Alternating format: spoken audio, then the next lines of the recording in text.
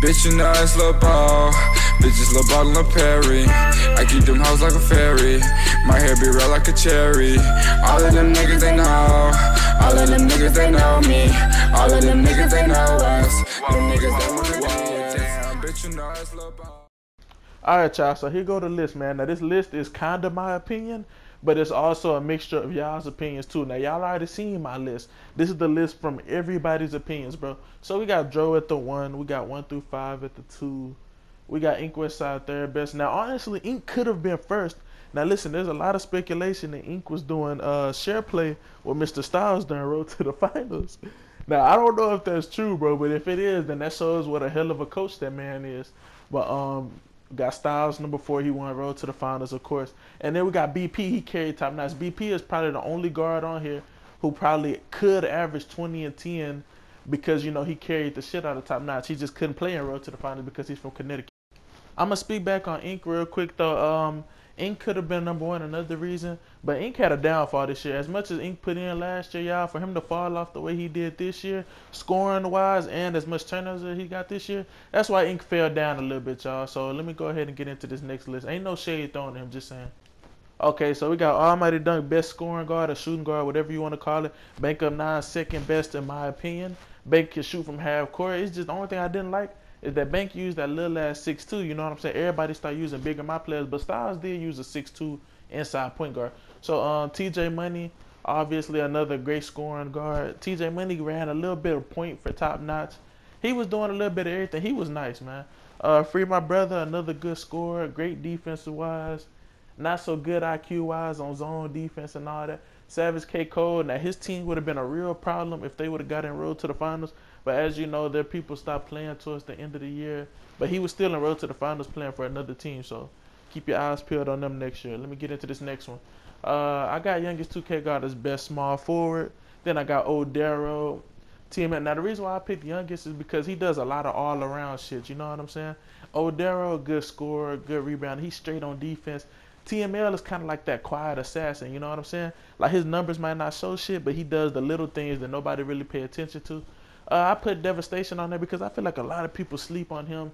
Now, he didn't even get a chance to play in Road to the Finals. Man, I feel like he should at least got a shot at Road to the Finals.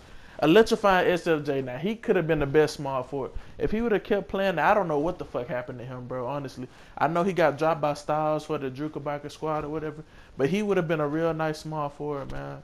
Nobody knows what happened to him, so he fell down. I can't keep him up there. Nobody knows what happened patch 6. Next list. I got Tom West Adams as the best center. Now, I went ahead and listened to y'all, bro. I can't just put myself there. Of course, this is not my opinion, you know, but I had to go ahead and admit, you know, Tone is the best center. You know what I'm saying? IQ-wise, you know, he carried the fuck out of the Drukerbacher, HLZ, whatever you want to call him. MVP, I put him at second best because Tone did way too much. You know, MVP, a great scorer, though. Young Slim, of course, I put myself at the third. You know, I mean, come on, bro. Let's not bullshit it. Now, number 4, I got Slim up there. Now, Slim on top notch. Slim was a motherfucking monster. Now, he kind of did fall off a little bit playing with us and shit. Road to the Finals. People put Prodigy in there. Prodigy a solid center. I didn't think too much of him. But, I mean, you know what I'm saying? Y'all voted these people. So, let me go ahead and get into the next list, man. Now, I put the honorable mentions up here. This is for people, you know what I'm saying? They probably got busy or couldn't keep playing the game or I didn't know about them. So I put J Money up there because as we know, J Money stopped playing for a while. He didn't get his shot at Road to the Finals. I put Reborn up there, you know what I'm saying? People felt like Reborn probably should have been on that top list.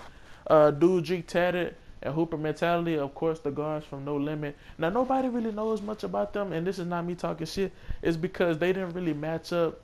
You know, I matched up with them once. Y'all can go check that video out. We beat them by 20. I'm not going to throw no shade on them, though. They not no trash team. They almost went all the way to the finals. License Hooper. Now, this nigga was the cherry picker king, bro. So, you know what I'm saying? I had to put him on the honorable mention list because he was kind of, you know, putting in work for a little bit. Now, Drake, people feel like Drake shouldn't have been on there because Drake don't play as much as he used to play.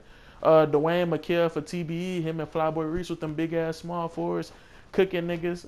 What y'all think about this shit, man? Let me know while I go ahead and get into this next list.